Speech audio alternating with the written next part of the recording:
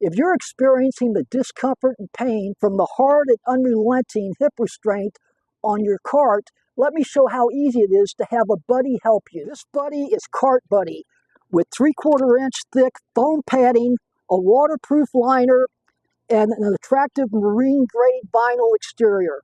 Now let me show you how quick and easy it is to add Cart Buddy to your cart. First, you want to identify whether you have the passenger side or the driver's side for your cart, and it's labeled inside driver's side and passenger side with a label, but in this cart it's very easy to tell because of the significant difference in the shape of the hip restraints. If you're by yourself, it's very easily done by just simply raising the cart seat and propping it up with a small box like a shoebox. Now that the seat is raised, you place the back of the Cart Buddy over the back of the hip restraint, take the strap, push it down between the seat and the hip restraint, pull it around, take this Velcro strap and strap it.